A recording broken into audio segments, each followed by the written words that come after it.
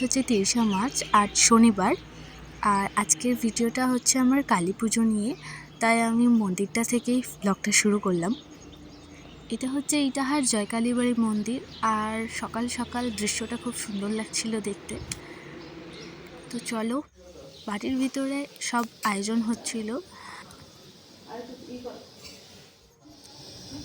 আর আমি এখন লুচি পেয়েছিলাম আর ভিডিওটা করে দিচ্ছিল আমার দিদির মেয়ে। আর তারপর আমি আর দিদি মিলে মন্দিরে এসেছিলাম এই প্রতিমাটাকে সাইডে রেখে জায়গাটা ধুয়ে পরিষ্কার করতে। আর চট করে আমরা সে কাজটা করেও ফেলি। তারপর আলপনা টালপনা দিয়ে পুরো রেডি। আর মন্দিরের ভেতর ততক্ষণে ফল টল সব চলে এসেছিল। এই সাইডে দিদি সব রেডি করছিল কেটে টুটে। তো এটা হচ্ছে তার পাশের ঘর, আর তার পাশের ঘরেই শিব ঠাকুরের একটা লিঙ্গ আছে। আর আমি এই মন্দিরে প্রথমবার ঢুকেছি, তো আমি ঘুরে ঘুরে সবটা দেখছিলাম। এই সাইডে একটা পুকুর আছে, আর এই পুকুরেই সমস্ত প্রতিমাগুলোকে বিসর্জন দেওয়া হয়।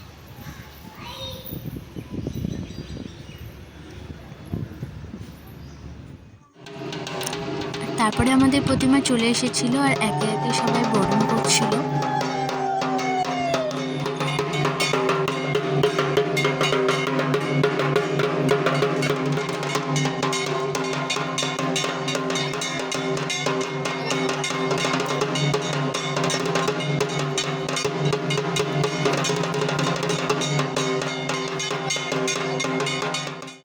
আর তার পরে পরে ঠাকুরমশাই চলে এসেছিল, আর এখানে আমাকে একটা দায়িত্ব দিয়েছিল মালা গাঁথার। আমি করছি।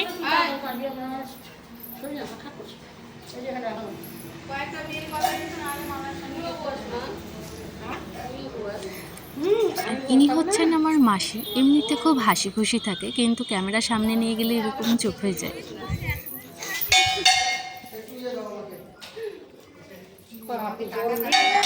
আর এর পরে বসি আমি মালা গাঁথতে, আর চট করে আমি মালাটাও গেঁথে দিলাম। মালাটা গেঁথে নিয়ে আমি গেলে আমাকে ঠাকুরমশাই বলে যে মালাটা পরিয়ে দিতে, তো প্রতিমাকে আমি সে মালাটা পরিয়ে দিয়েছিলাম। এরপরেই পুজো স্টার্ট হয়ে গেছিলো।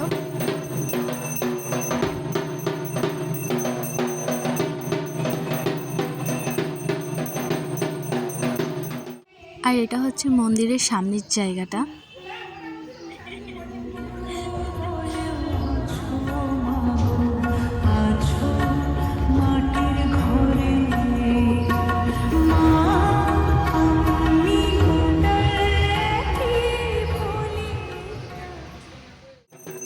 আর তারপরে শুরু হয়ে গেছিল যজ্ঞ।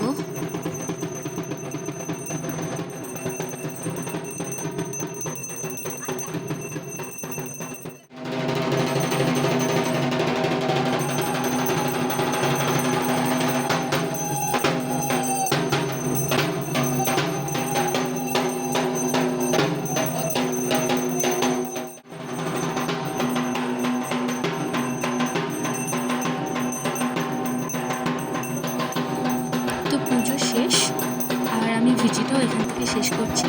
দেখা হবে তোমাদের সাথে আবার পরের ভিডিওতে।